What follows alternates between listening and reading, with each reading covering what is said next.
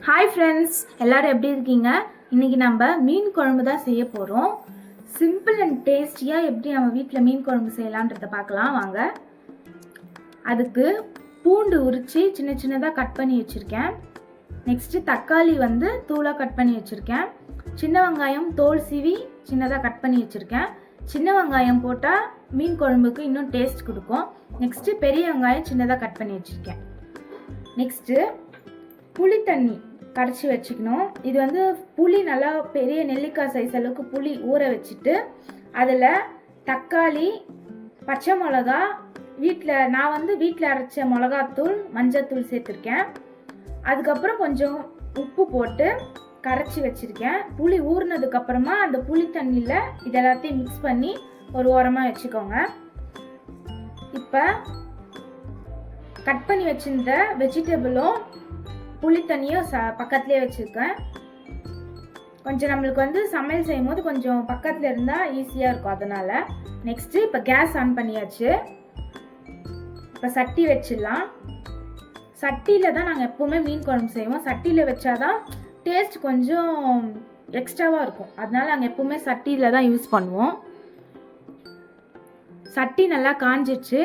இப்போ நல்லெண்ணெய் ஊற்றிக்கலாம்.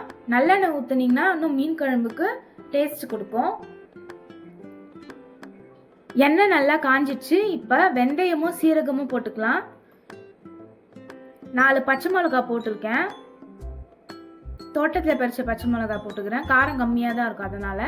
நெக்ஸ்ட்டு பூண்டு சாப் பண்ணி வச்சுருந்தாலும் அதை போட்டுட்டு சின்ன வெங்காயம் போட்டு ஒரு 2 மினிட்ஸ் வதக்கிட்டு அதுக்கப்புறமா பெரிய வெங்காயம் சாப் பண்ணி வச்சதை சேர்த்துக்கலாம். வெங்காயம் நல்லா கொஞ்சம் வதங்கணும். எந்த ஒரு டிஷ்ஷாக இருந்தாலும் வெங்காயம் தக்காளி ரெண்டுமே நல்லா சாப் பண்ணியிருந்தால் தான் சீக்கிரமாக வதங்கும். அதனால தான் நல்லா சாப் பண்ண சொல்கிறேன். நெக்ஸ்ட்டு இப்போ வெங்காயம் தக்காளி கொஞ்சம் வதங்கிறதுக்காக உப்பு சேர்த்துக்கிறேன். கொஞ்சமாக சேர்த்துக்கோங்க, ஏன்னா நம்ம ஏற்கனவே புளி கரைச்சலை நம்ம உப்பு சேர்த்துருக்கோம். மூடி வச்சு அந்த ஆவியில் கொஞ்சம் தக்காளி நல்லா ஸ்மாஷ் ஆகிற அளவுக்கு மூடி வச்சு எடுத்துக்கலாம்.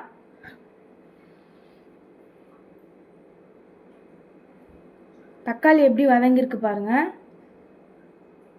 நான் கொஞ்சமாக தான் தக்காளி சேர்த்துருக்கேன், ஏன்னா நம்ம புளி கரைச்சலில் சேர்த்துருக்கோம்ல அதனால். இப்போ தக்காளி நல்லா வதங்கிடுச்சு. இப்போ புளி கரைச்சலை சேர்த்துக்கலாம். நெக்ஸ்ட் அந்த பாத்திரத்தில் கொஞ்சம் வாட்டர் சேர்த்து அலசி எடுத்து நான் இதில் ஊற்றிக்கிறேன்.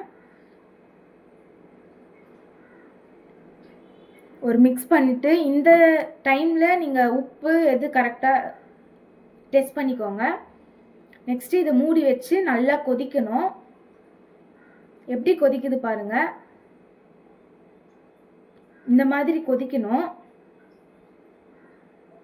இப்போ நான் ஷீலா மீன் தாங்க சேர்த்துருக்கேன். நீங்கள் எந்த மீன் ஆனாலும் சேர்த்துக்கலாம். இப்போ கொதிக்கிற போது மீனை நம்ம இதில் சேர்த்துடலாம். ஒன்று ஒன்றா சேர்த்துக்கலாம். இப்போ லேசாக அப்படியே கிண்டி விட்டுட்டு மூடி வச்சிடலாம். மீடியம் ஃப்ளேமில் வைக்கணும், ஆனில் வச்சிடாதீங்க.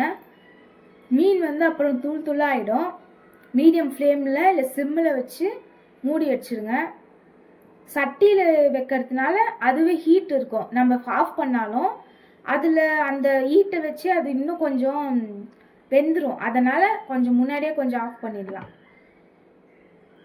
உங்கள் வீட்டில் இந்த ரெசிபியை ட்ரை பண்ணிவிட்டு எப்படி இருக்குன்னு கமெண்ட்டில் சொல்லுங்கள். மறக்காமல் நம்ம சேனலை சப்ஸ்கிரைப் பண்ணுங்கள். தேங்க்யூ, பாய்.